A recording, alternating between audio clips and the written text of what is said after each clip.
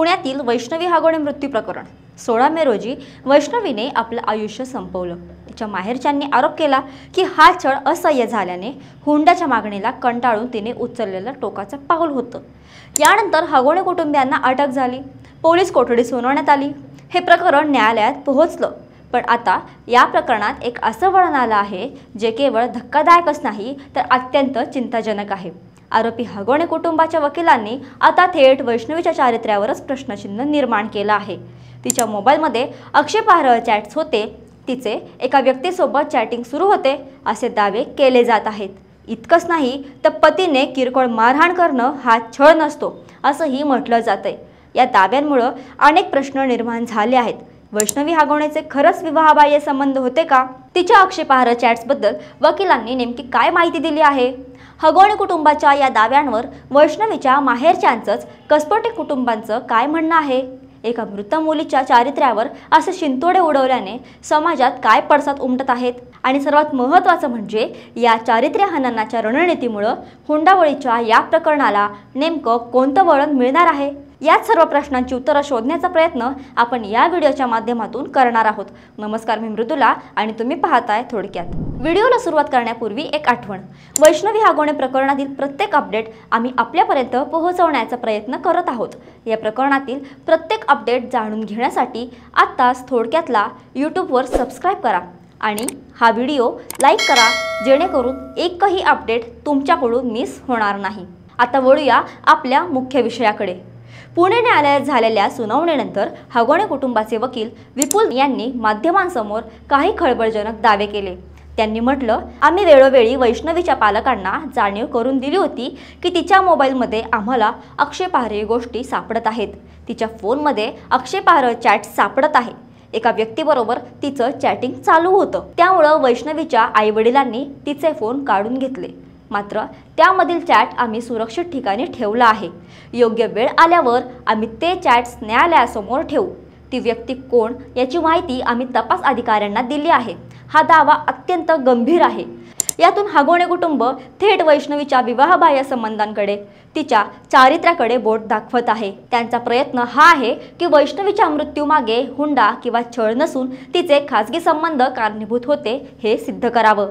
याला जोड देताना त्यांनी पतीने रागाच्या भरात पत्नीला मारहाण हा कौटुंबिक हिंसाचार ठरत नाही असं विधान करून मारहाणीच्या आरोपांची तीव्रता कमी करण्याचाही प्रयत्न केला। हागोणे कुटुंबांच्या या दाव्यांवर वैष्णवीचे काका मोहन कसपटे आणि मामा उत्तम बहिरट यांनी तीव्र संताप व्यक्त केला आहे। त्यांनी हे सर्व आरोप फेटाळून लावले आहेत आणि हा केवळ प्रकरणाला वेगळं वळण देण्याचा आणि वैष्णवीला बदनाम करण्याचा डाव असल्याचं म्हटलं आहे। मोहन कसपटे म्हणतात, त्या दोघांचा प्रेमविवाह होता, मग पत्नीवर संशय घेण्याचं कारण काय? तुमचा तिच्यावर विश्वास नव्हता तर मग लग्न का केलं?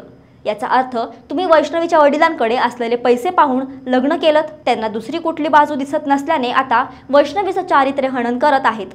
आमचा मुलीवर पूर्ण विश्वास आहे। त्यांनी हुंड्याच्या मागणीवरही स्पष्टीकरण दिलं। हागोणे कुटुंबाने लग्नात 51 तोळे सोनं आणि फॉर्च्युनर गाडी मागितली होती। आमची इतकं सगळं देण्याची ऐपत नव्हती, त्यामुळेच आम्हाला जमीन बिल्डरच्या नावे लिहून देऊन त्यांच्याकडून पैसे घ्यावे लागले होते। त्यांनी वकिलांच्या किरकोळ मारहाण या विधानावरही प्रश्नचिन्ह उपस्थित केलं। नवऱ्याने बायकोला 2-4 कानाखाली मारणं हा छळ नाही, मग तिच्या अंगावर 30 खुणा कशा आल्या? त्यांनी चॅट्सच्या वेळेवरही प्रश्न विचारला। 6 दिवस चॅट सापडले नाहीत का? आणि हेही सांगितलं की वैष्णवीला मारहाण झाल्यानंतर बैठकही झाली होती, ज्या सर्वांनीच मारहाण केल्याचं समोर आलं होतं। वैष्णवीचे मामा उत्तम बहिरट यांनीही हागोणे कुटुंबाच्या दाव्यांचा निषेध केला आहे। ते म्हणतात, आरोपी हा आरोपीच असतो, तो गुन्हा कबूल करणार नाही। स्वतःला वाचवण्यासाठी आता ते आमच्या मुलीवर आरोप करत आहेत। असा कुठलाही प्रकार झालेला नाही। आमच्या मुलीवर पूर्ण विश्वास आहे आणि आम्हाला न्यायदेवतेवरही विश्वास आहे। कसपटे कुटुंबाची भूमिका स्पष्ट आहे। हागोणे कुटुंब स्वतःला वाचवण्यासाठी आता वैष्णवीला बदनाम करत आहे आणि हुंड्याच्या मूळ मुद्द्यावरून लक्ष हटवण्याचा प्रयत्न करत आहेत। जेव्हा एखाद्या स्त्रीवर, विशेषतः एका मृत स्त्रीवर असे चारित्र्य हननाचे आरोप होतात, तेव्हा समाजात त्याचे काय पडसाद उमटतात? अनेकदा असं दिसून येतं की समाजही विभागला जातो। काही जण पीडितेच्या बाजूने उभे राहतात, तर काही जण काहीतरी असेल म्हणूनच अशी शंका उपस्थित करतात। चारित्र्यावर शिंतोडे उडवणं हे अनेकदा पीडितेच्या विश्वासार्हता कमी करण्याचा एक सोपं हत्यार मानलं जातं। यामुळे पीडितेच्या कुटुंबियांना केवळ कायदेशीर लढाईच नाही तर सामाजिक लढाईही लढावी लागते। त्यांना आपल्या मुलीच्या आठवणींसोबतच तिच्या चारित्र्यावर घेतल्या जाणाऱ्या संशयासोबतही लढावं लागतं। वैष्णवी प्रकरणातही हेच घडताना दिसतंय। सोशल मीडियावर अनेक जण कसपटे कुटुंबाला पाठिंबा देत आहेत तर काही जण हगवण्यांच्या दाव्यांवरून चर्चा करत आहेत। यामुळे समाजात एक प्रकारची अस्वस्थता निर्माण झाली आहे। वैष्णवीच्या चारित्र्यावर संशय घेतल्याने या प्रकरणाला काय वळण मिळणार हा सर्वात महत्त्वाचा प्रश्न आहे। कायदेशीरदृष्ट्या हगवणे कुटुंबाला हे आक्षेपार्ह चॅट्स न्यायालयात सादर करावे लागतील।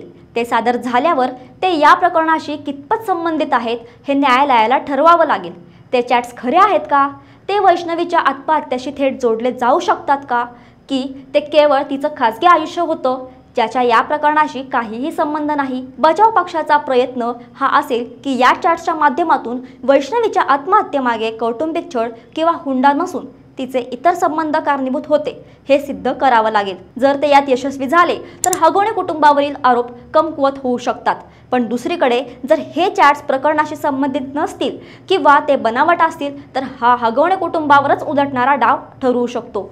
यामुळे पीडितेचं चारित्र्य हनन करण्याचा त्यांचा उद्देश उघड होईल आणि त्यांच्याबद्दलची सहानुभूती पूर्णपणे नाहीशी होईल। तसेच किरकोळ मारहाण यासारखे युक्तिवाद न्यायालयासमोर कितपत टिकतील हे पाहणंही महत्त्वाचं ठरेल।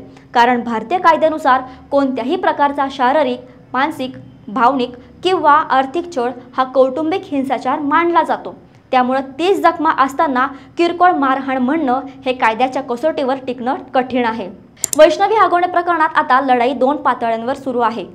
एक लढाई न्यायालयात जिथे हुंडाबळी आणि छळाचे आरोप सिद्ध करण्याचं आव्हान आहे आणि दुसरी लढाई समाजासमोर जिथे एका मृत मुलीच्या कुटुंबियांना तिचं चारित्र्य जपण्यासाठी लढावं लागत आहे। हगवणे कुटुंबाची हीच रणनीती त्यांना कायदेशीररित्या वाचवू शकेल का हे न्यायालय ठरवेल। पण या प्रक्रियेत एक पीडितेच्या आठवणींना आणि तिच्या कुटुंबियांच्या भावनांना जी इजा पोहोचवली जात आहे ती अत्यंत दुःखद आहे।